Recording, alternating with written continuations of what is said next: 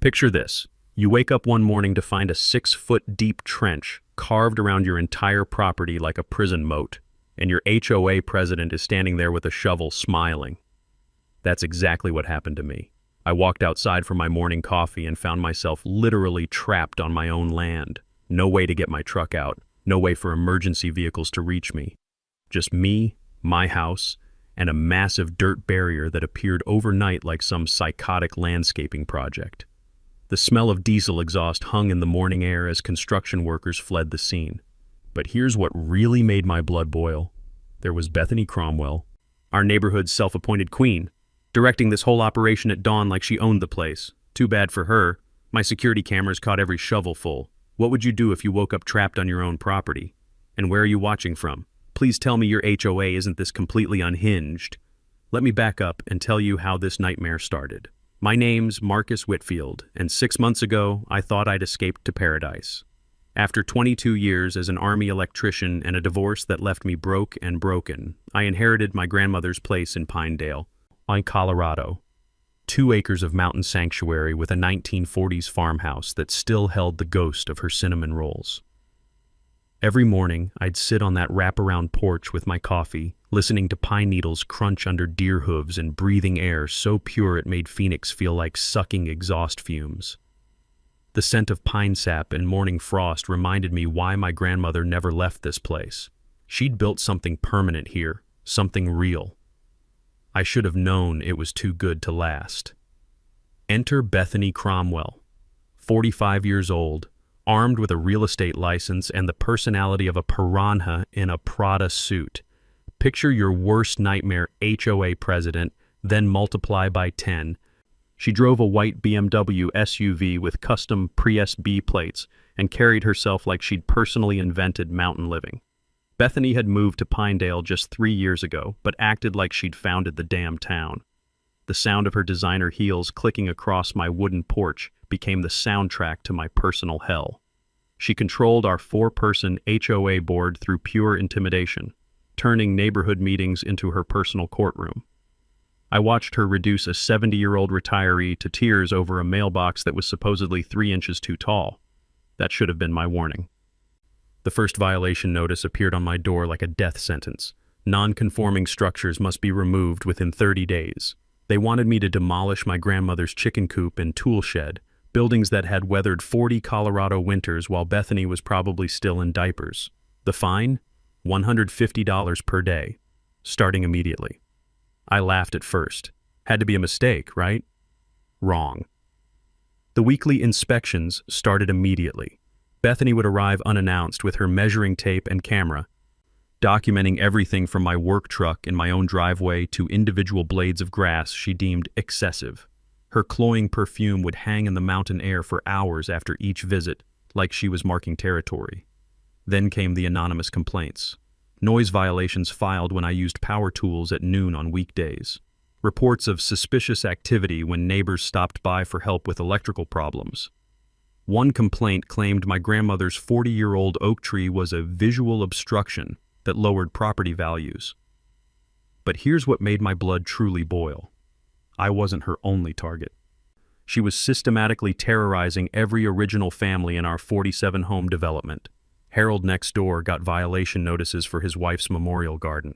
Sarah Chen faced $500 monthly fines for her kid's swing set.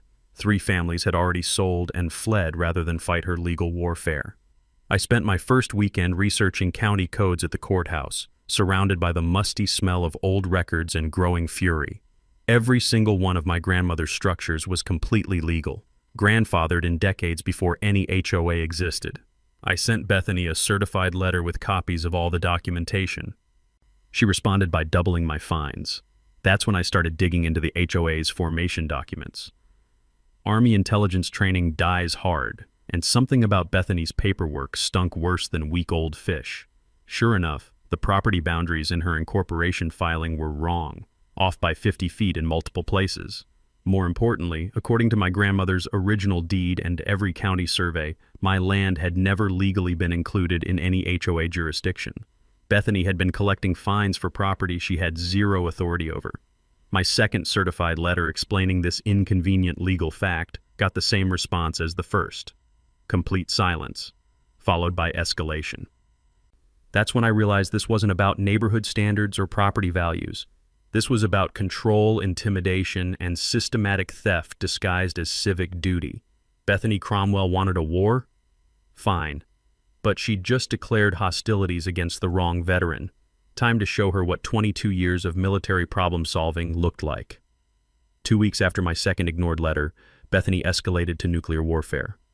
I came home from a job site to find a county code enforcement officer standing in my driveway, clipboard in hand, and a grim expression that told me everything I needed to know.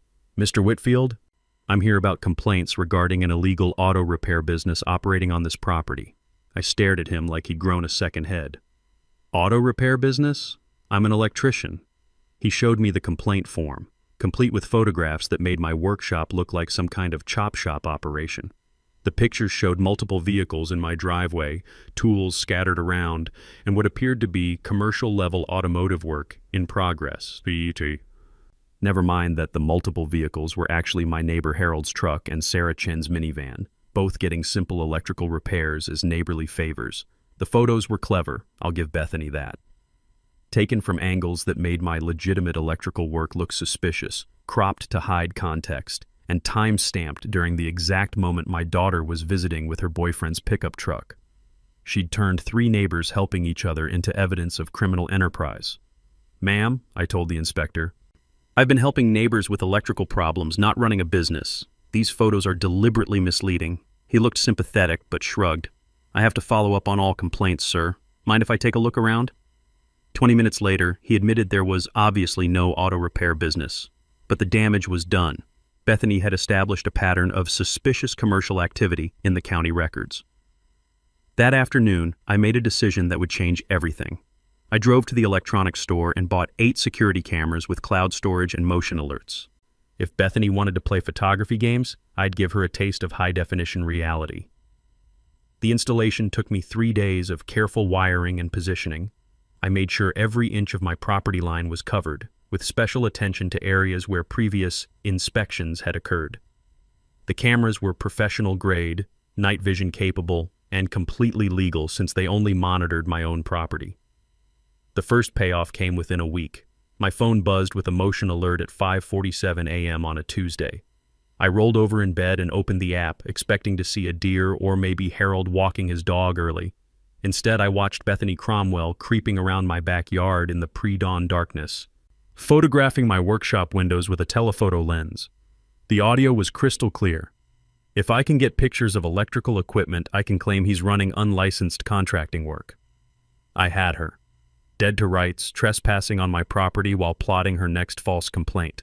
But instead of confronting her immediately, I decided to let her dig her own grave deeper. Over the next month, my cameras captured a symphony of harassment. Bethany appeared on my property 14 separate times, always before sunrise or after dark. She measured my fence posts, photographed my electrical meter, and even collected samples of soil from my garden, presumably looking for evidence of environmental violations.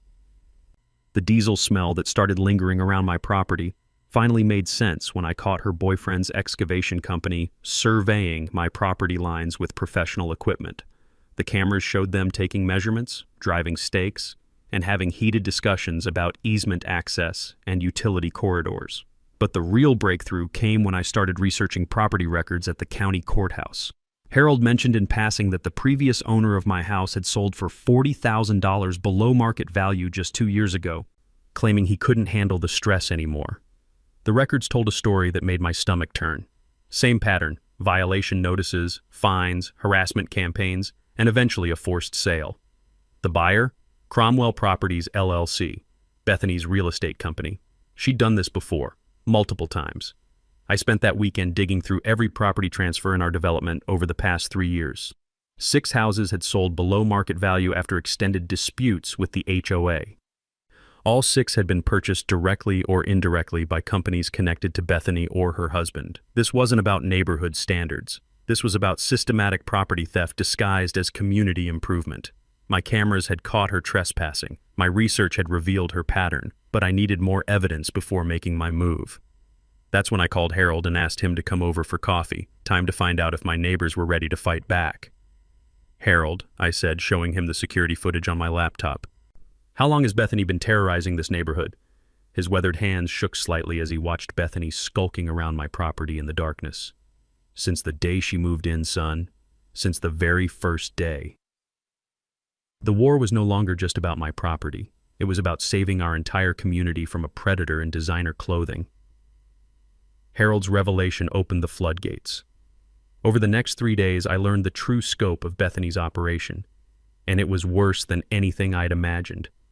"She destroyed Margaret's memorial garden," Harold said, his voice cracking as we sat in my kitchen. The scent of my grandmother's lavender sachets still lingered in the drawers nearby, a sharp contrast to the poison we were discussing. 30 years my wife spent cultivating those roses.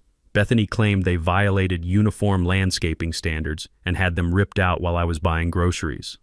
But Bethany wasn't done with me, not by a long shot.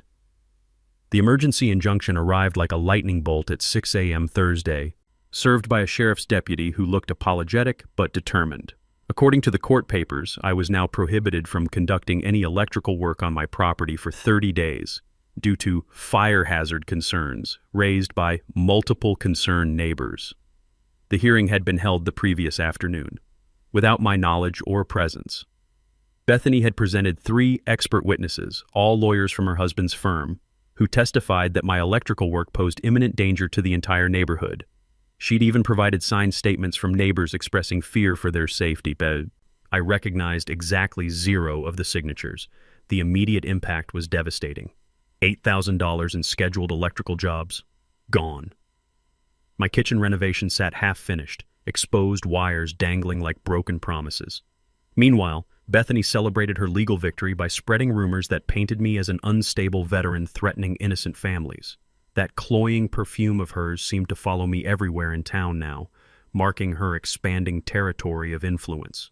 That's when I made the smartest decision of this entire war. I hired Diane Kozlowski, a retired sheriff's detective who'd seen every dirty trick in the book. My Army training had taught me that when facing superior forces, you bring in specialists. Diane's first discovery made my stomach drop. "Your HOA president has been very busy," she said, spreading financial records across my dining room table like crime scene photos. "Cromwell Properties bought 6 homes in this development over 2 years, all 15 to 30% below market value. The pattern was surgical. Bethany would target original families with harassment campaigns, generate crushing legal costs through fraudulent complaints, then force desperate sales at discount prices. Her company would flip these properties to wealthy newcomers at full market value. $300,000 in commissions from forced sales," Diane continued, her finger tracing the money trail, "not counting flip profits." But the corruption network went deeper than real estate fraud. I'd read about municipal corruption in military intelligence briefings, but seeing it firsthand was different. The county inspector investigating my auto repair business, Bethany's college roommate, the judge who'd granted that emergency restraining order without notifying me, golf buddies with Bethany's husband, the city councilman fast-tracking her complaints, her brother-in-law. This wasn't neighborhood harassment. It was organized crime wearing a municipal badge. Bethany escalated by demanding I remove all security cameras within 48 hours, claiming they violated privacy rights. The irony burned like acid. When I refused, she threatened another lawsuit for stalking and harassment. Her boyfriend's construction crew started daily boundary surveys at dawn, hydraulic machinery whining like tortured metal, drowning out the peaceful mountain mornings I'd moved here to find. They'd block my driveway with equipment, claiming emergency repairs to HOA common areas that somehow always happened exactly where I needed to drive. But Bethany made a fatal mistake in her desperation. She filed a lawsuit demanding $100,000 for emotional distress from being constantly surveilled. Here's where my research into HOA law paid off. Something I'd learned during those long nights studying property rights after my first violation notice. Her own HOA bylaws specifically authorized security cameras for community protection. I had copies of emails where Bethany personally approved camera installations for 3 neighborhood allies. Her privacy lawsuit directly contradicted her own association's rules. In legal terms, that's called selective enforcement, and it opens the door to discrimination claims that can destroy an entire HOA structure. Diane captured perfect evidence of this hypocrisy. Security footage of Bethany helping install cameras at her best friend's house just 2 weeks before demanding I remove mine. But the real breakthrough came when Diane's surveillance caught audio gold during a late-night conversation in Bethany's driveway. The mountain air carries sound differently than city noise, cleaner, sharper, with nowhere for secrets to hide. Once we eliminate these stubborn old families, we'll control the mineral rights to the entire development. Mineral rights. That phrase hit me like a sniper's bullet to the chest. This wasn't about neighborhood standards or property values.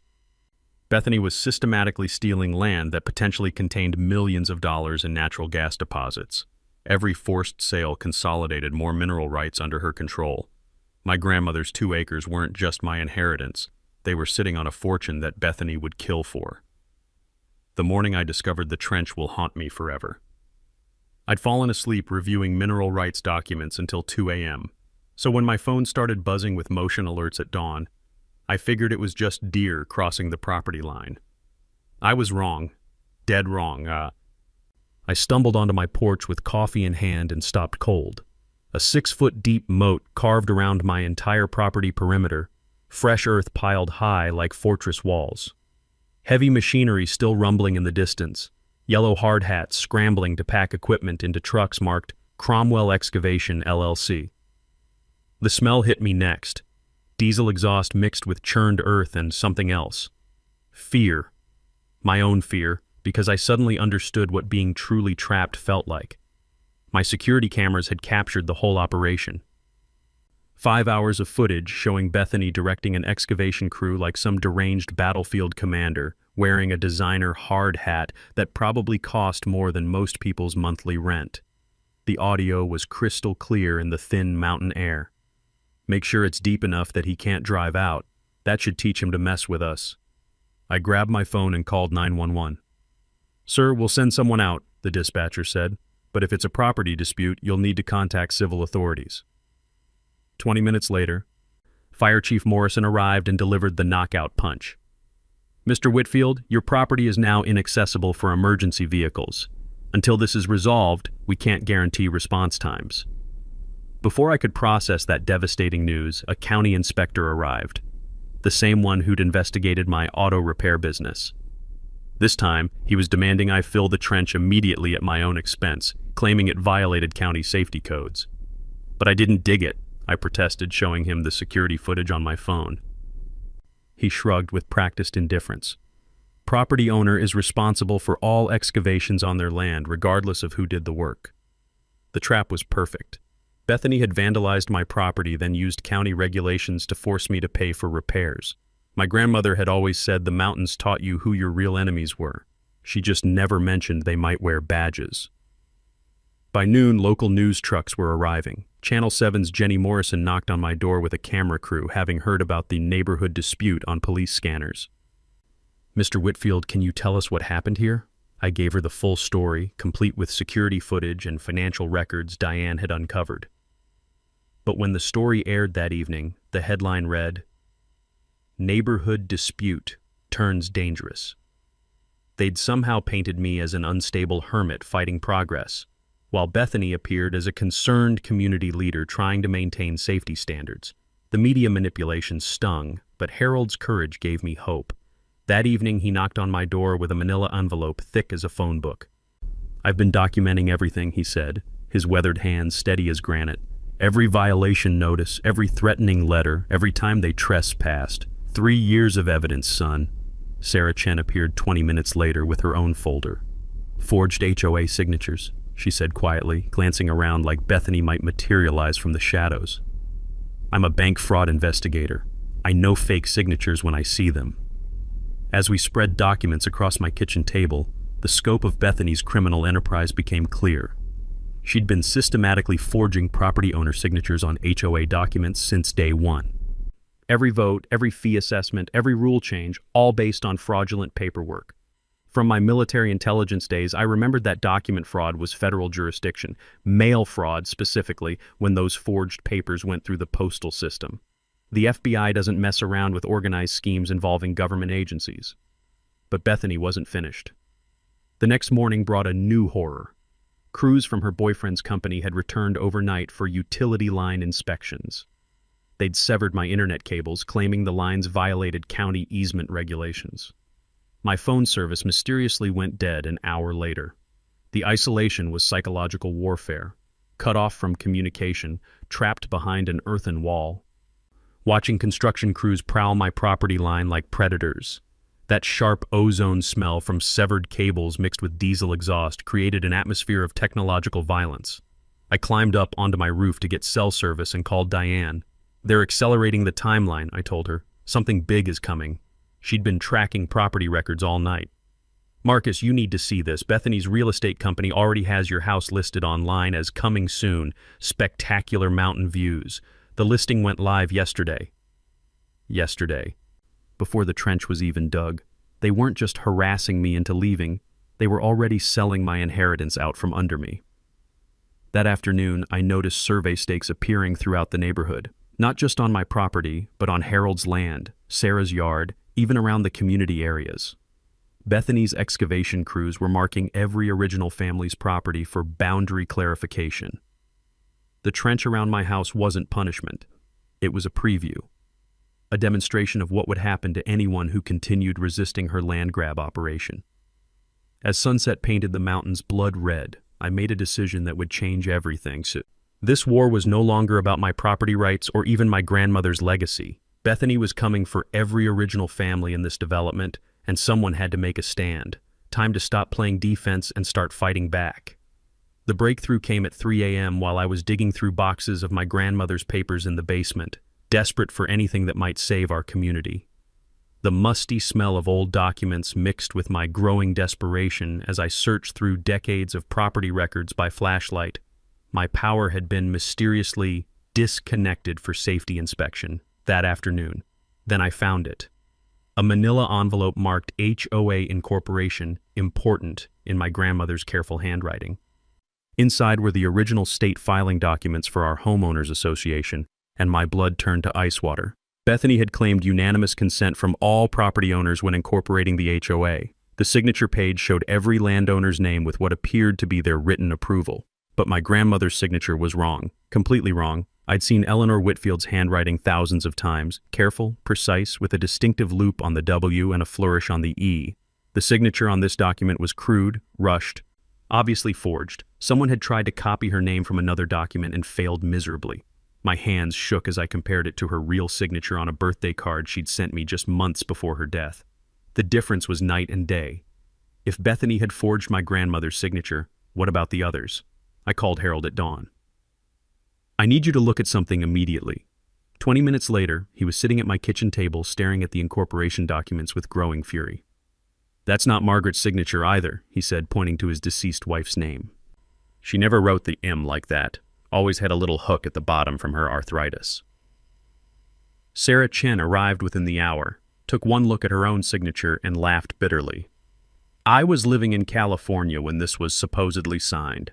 I didn't even move here until 2 years later." The scope of the fraud was staggering. Bethany had forged at least 8 signatures to create a legal fiction, that our properties had voluntarily joined her HOA. In reality, she'd manufactured consent through systematic document forgery. From my research into property law during those sleepless nights, I knew this was more than simple fraud. When someone uses forged documents to claim authority over real estate, it triggers multiple federal crimes: mail fraud, wire fraud, conspiracy, and potentially racketeering. The kind of charges that destroy lives and send people to federal prison for decades. But Diane's investigation had uncovered something even bigger. Those mineral rights Bethany had mentioned weren't just theoretical. A 2019 geological survey had confirmed significant natural gas deposits under our entire development.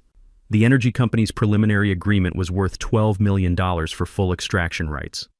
"She's not just stealing houses," Diane explained, spreading geological maps across my table. "She's consolidating mineral rights that could make her filthy rich.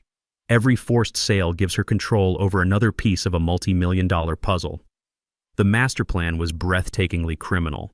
Force out original families at below-market prices, consolidate their mineral rights, then sell extraction permits to energy companies for massive profits.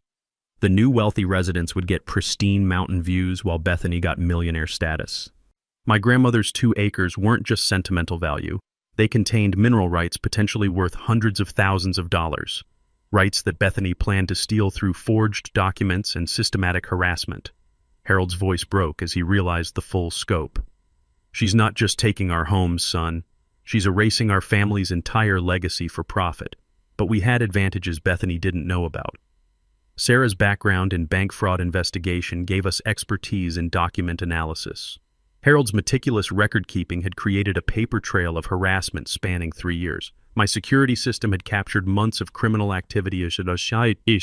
Most importantly, we now had evidence of federal crimes that would bring agencies with real power into our fight. The FBI doesn't negotiate with small-town corruption. They dismantle it. As morning sunlight finally penetrated my basement window, I realized we weren't just fighting for our properties anymore. We were sitting on evidence that could destroy an entire criminal enterprise disguised as community leadership.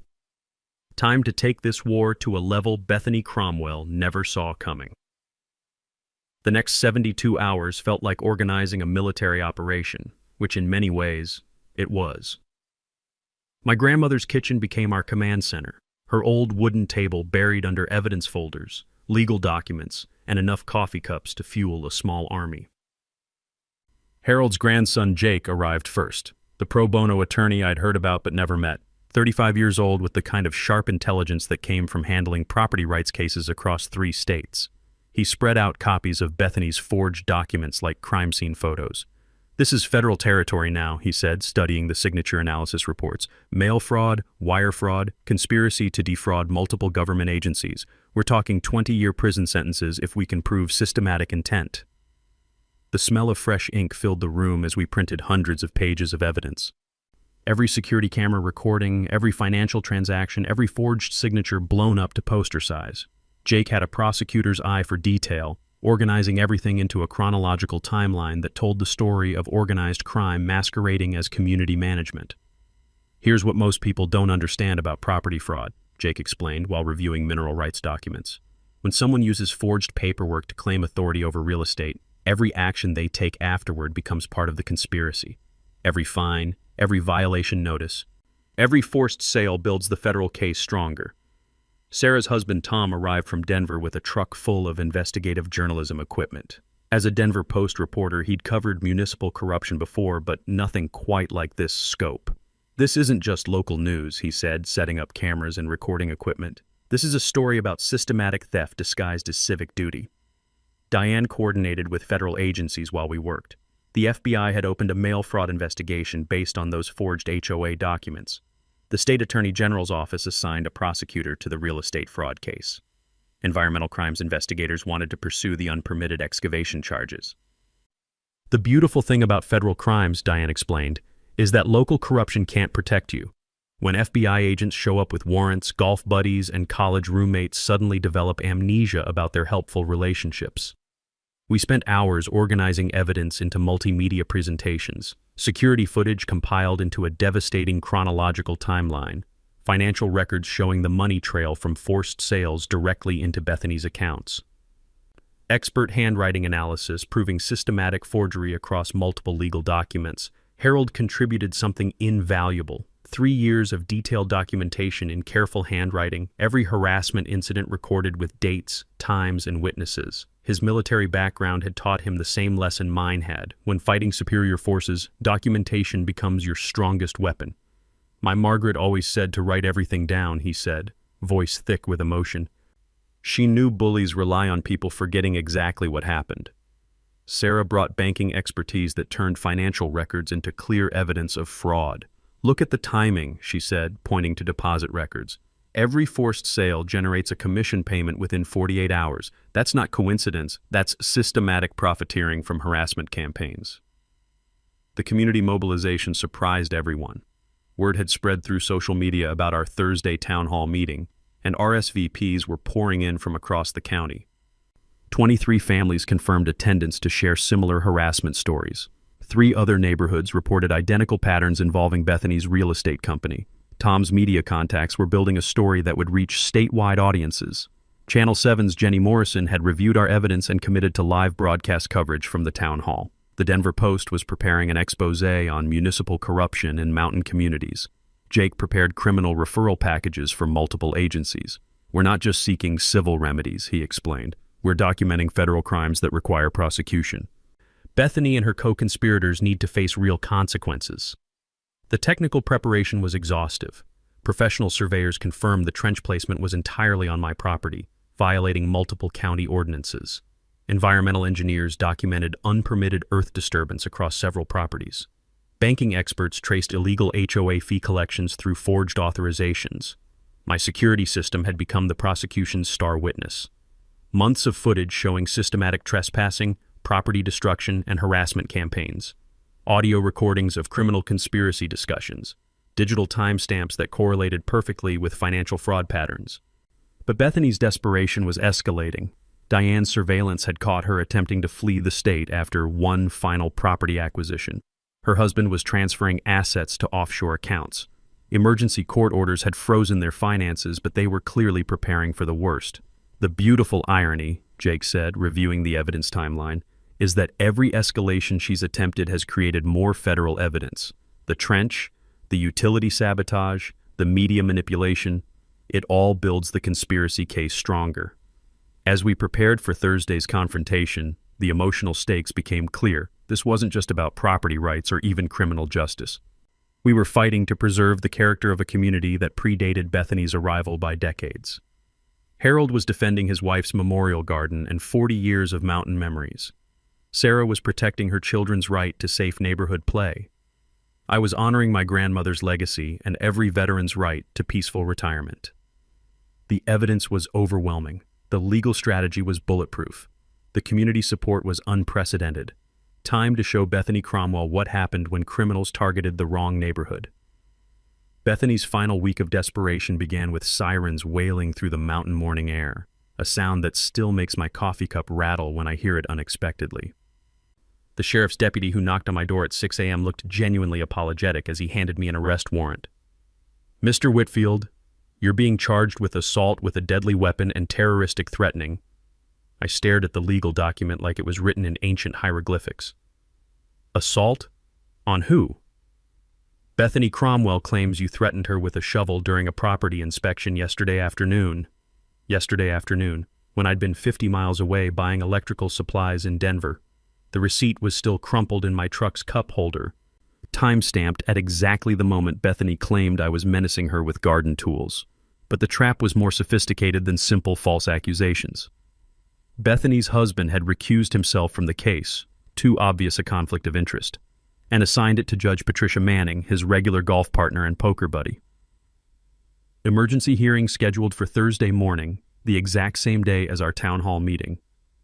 The message was crystal clear: spend Thursday in court fighting fabricated charges or face potential jail time that would silence my testimony forever. "She's brilliant. I'll give her that," Jake said after reviewing the charges. "Assault with a deadly weapon carries mandatory detention pending trial. Even if we prove it's fabricated, you could be locked up for weeks." Bethany had provided witness statements from her construction crew, all swearing they'd seen me wielding a shovel aggressively during her routine inspection. The paperwork looked official, detailed, and completely manufactured. But security cameras don't lie, and mine had captured something even better than my absence. They'd recorded Bethany's crew rehearsing their false testimony in my driveway the night before, discussing exactly what lies to tell police. "Make sure you say he raised the shovel like he was going to hit her," one worker coached another, "and mention his military background. Make him sound dangerous." The assault charges dissolved faster than sugar in hot coffee once Jake presented the contradictory evidence. But Bethany escalated immediately to community-wide intimidation. Anonymous threats appeared on Harold's doorstep that same afternoon. "Keep quiet Thursday or face consequences." Sarah Chen called me panicking. Unknown vehicles had followed her children home from school, circling their bus stop like predators stalking prey. 3 more families received fake code enforcement violations requiring immediate compliance with impossible deadlines. The psychological warfare was designed to fracture our alliance before the town hall confrontation. But the most sinister escalation came at midnight, when my motion sensors triggered repeatedly around the property perimeter. I watched through security cameras as Bethany's boyfriend crept through my grandmother's vegetable garden with a backpack sprayer, methodically poisoning every plant with industrial herbicide. The next morning, I found my inheritance garden dying. Tomato plants my grandmother had cultivated from seeds her own mother brought from Ireland, wilting black as cancer spread through their leaves.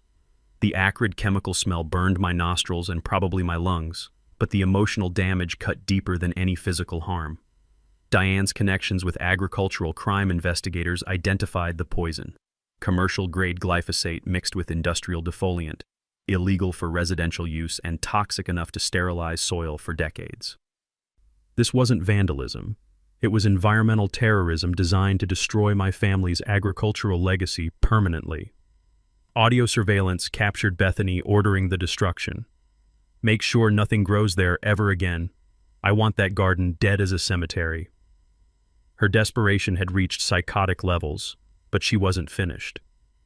That afternoon, while I was documenting the garden poisoning for police reports, she planted fake methamphetamine evidence near my workshop and called in an anonymous drug tip. "Chemical smells coming from that property," the caller reported. "Looks like some kind of drug lab operation." The DEA raid that followed was professionally humiliating and personally devastating.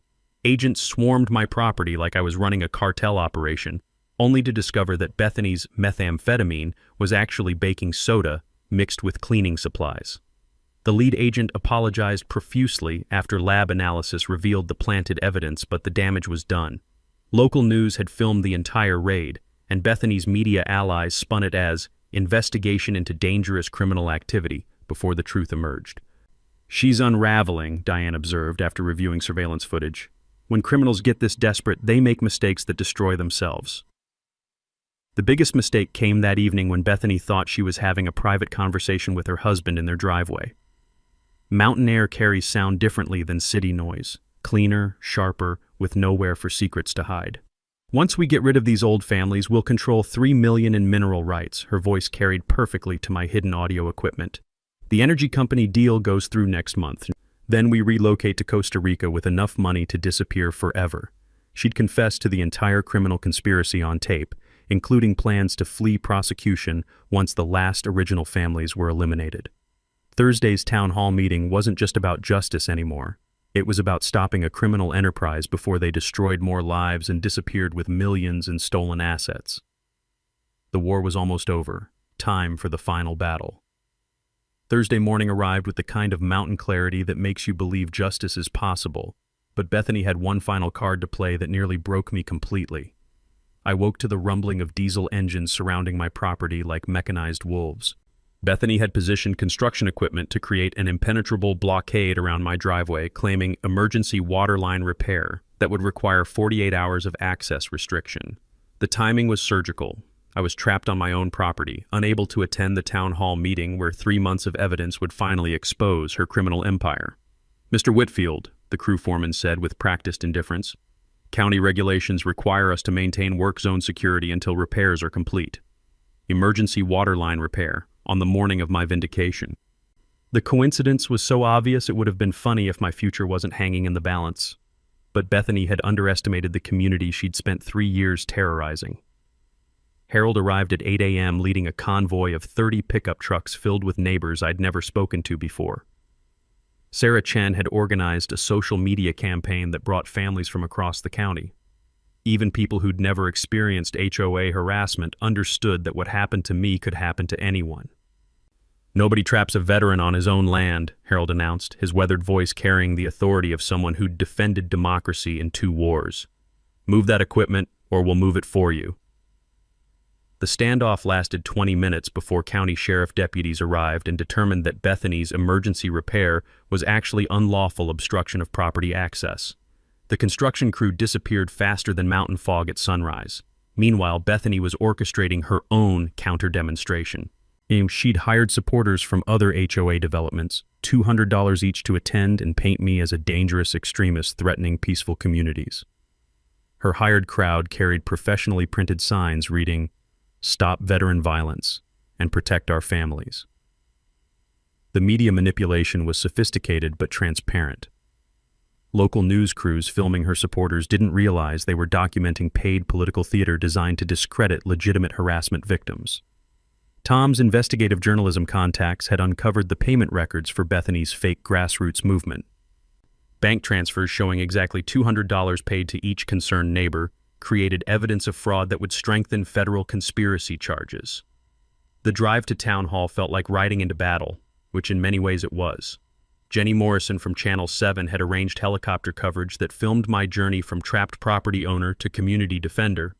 The aerial footage of that earthen trench around my house would become the defining image of systematic property harassment. Bethany's final legal maneuver was attempting to suppress all security camera evidence through emergency court order. She claimed my cameras violated federal wiretapping laws and demanded sealed proceedings to protect trade secrets about mineral rights development. But Jake had anticipated this desperate move. "Your Honor," he told Judge Manning during the emergency hearing, "plaintiff seeks to suppress evidence of her own criminal activity under pretense of privacy protection.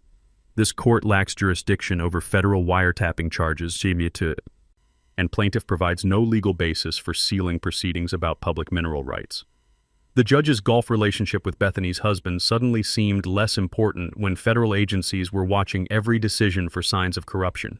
By 6 p.m., the high school auditorium was packed beyond capacity, 280 people in a space designed for 200, with overflow crowds listening through outdoor speakers. 3 television news crews had set up for live broadcast coverage. FBI agents and state prosecutors sat in the front row like judicial executioners. Bethany arrived with private security and a public relations handler, still believing she could spin this disaster into victimhood. Her designer outfit and professional entourage contrasted sharply with the working families she'd spent years terrorizing. The murmur of anticipation fell silent as I entered to spontaneous applause. Mountain communities understand the difference between authentic neighbors and predatory outsiders, and tonight that understanding would determine Bethany's fate. But her most revealing moment came during setup, when she thought the microphones weren't active yet. Audio technicians had already begun recording, capturing her conversation with the PR handler about damage control strategies and exit planning. "If this goes badly, we implement the Costa Rica contingency immediately," Bethany's voice carried through the auditorium speakers. "The offshore accounts are already established." She'd confessed to flight risk and hidden assets before the formal proceedings even began. Every law enforcement officer in the room suddenly paid closer attention to her every movement. The evidence presentation was ready. The community support was overwhelming. The media coverage would reach hundreds of thousands of viewers. Harold squeezed my shoulder as we took our seats. "Your grandmother would be proud, son. Eleanor never backed down from bullies either." Sarah Chen's children had made hand-drawn signs reading "Save Our Neighborhood" and "Heroes Live Here." Even 8-year-olds understood that sometimes adults must fight to protect what's right. The final battle was about to begin, and Bethany Cromwell had no idea how completely she'd already lost. The packed auditorium felt like a courtroom where justice had finally arrived to a forgotten corner of America. 280 people crammed into seats designed for 200, with another 50 listening through speakers outside. The air hummed with 3 years of suppressed anger finally finding its voice. County Commissioner Rodriguez called the meeting to order, but everyone's eyes were on the front row where FBI agent Patricia Henley and state prosecutor Michael Chang sat like silent judges. Behind them, Jenny Morrison's Channel 7 crew prepared for live broadcast that would reach 340,000 viewers across Colorado. Bethany entered like a politician at a hostile rally, flanked by private security and a crisis management specialist who probably charged more per hour than most people earned in a week. Her designer outfit and professional entourage seemed calculated to reinforce her image as a successful businesswoman under attack by unstable neighbors. She had no idea she was walking into a perfectly constructed legal ambush. "Ladies and gentlemen," I began, standing at the podium where my grandmother had once advocated for rural school funding. "I came to Pinedale seeking peace after military service, but I found a war in my own backyard." The 85-inch screen behind me came alive with my grandmother's original 1943 deed, showing her family's legitimate claim to land that predated any HOA by decades. The audience murmured as the timeline advanced through decades of peaceful mountain living to Bethany's arrival 3 years ago. Then the security footage began playing. Gasps echoed through the auditorium as people watched Bethany directing the trench excavation at dawn. Her voice crystal clear in the mountain air, Make sure it's deep enough that he can't drive out. That should teach him to mess with us." "That's not what happened!" Bethany shouted from her seat, but her lawyer grabbed her arm, realizing she was making everything worse. The evidence presentation continued relentlessly. Financial documents displayed on the massive screen showed her real estate company's profits from forced sales, $340,000 in commissions from harassment-driven property transfers. The money trail connected every violation notice to eventual financial gain. But the smoking gun was the forged signature analysis. Handwriting expert Dr. Elizabeth Santos had prepared a devastating comparison showing my grandmother's authentic signature beside Bethany's crude forgery.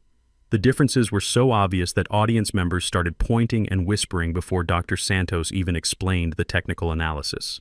"Ladies and gentlemen," Dr. Santos testified with clinical precision, "these signatures were forged with 99.7% certainty. Whoever created these documents had no legal authority to incorporate this homeowners association." The room erupted in angry murmurs. 3 years of harassment, fines, and legal battles, all based on fraudulent paperwork that should never have been accepted by county officials. Harold's testimony brought the emotional stakes into focus. Standing at the podium with Margaret's memorial garden photos, his voice cracked as he described watching Bethany's crew destroy 30 years of carefully cultivated roses while he was buying groceries. "She didn't just kill flowers," Harold said, tears flowing freely. "She murdered my wife's memory for profit." Sarah Chen read a letter from her 8-year-old daughter. "Dear town people, please don't let the mean lady make us move away. I like my swing set and my friends, and I promise we're not bothering anyone." 12 other families testified about identical harassment campaigns. The pattern was undeniable. Systematic targeting of original landowners through fraudulent legal processes designed to force below-market property sales. Then I played the audio recording that ended Bethany's criminal career. "Once we eliminate these stubborn old families, we'll control $3 million in mineral rights." Bethany's voice filled the auditorium through professional sound equipment. "The energy company deal goes through next month. Then we relocate to Costa Rica with enough money to disappear forever." The collective gasp was audible on live television. Bethany's face went white as she realized her private confession was being broadcast to hundreds of thousands of viewers across Colorado. "This is all lies and manipulation," she screamed, standing up despite her lawyer's frantic attempts to silence her. This veteran used military training to wage psychological warfare against peaceful neighbors. But the security cameras had recorded her ordering my garden poisoned while claiming environmental protection. Audio surveillance had captured her bribing construction workers for false testimony. Financial records proved systematic fraud spanning multiple government agencies. FBI agent Henley stood up as Bethany attempted to leave the auditorium. "Ma'am, you're under arrest for mail fraud, conspiracy to defraud government agencies, and racketeering under the RICO Act." The perp walk was broadcast live as Bethany was led out in handcuffs past cheering neighbors. Her final words were captured by every microphone in the room. "You people don't understand what you've done. I was improving this community." "The only thing you improved," I said into the microphone as police cars drove away, "was our understanding of how criminals disguise theft as civic duty." The standing ovation lasted 4 minutes. County commissioners issued formal apologies. The HOA was dissolved by unanimous vote, replaced by a legitimate neighborhood association with rotating leadership and verified signatures. Justice had finally arrived in Pinedale, Colorado, and it came with handcuffs. 6 months later, I'm sitting on my grandmother's porch with morning coffee, listening to the sound of children playing freely in yards where they'd once been afraid to laugh too loudly. The trench is gone, filled with rich topsoil and planted with wildflowers that bloom brighter than any designer landscaping Bethany ever imagined. Justice moved swiftly once federal agencies took over. Bethany received 4 years in federal prison for mail fraud and racketeering. Her husband got 3 years for conspiracy and was permanently disbarred. Their construction company was dissolved. Equipment sold at auction to pay victim restitution totaling $1.7 million. The ripple effects reached further than anyone expected. Colorado passed Marcus's Law, requiring verified signatures and independent oversight for all HOA formations.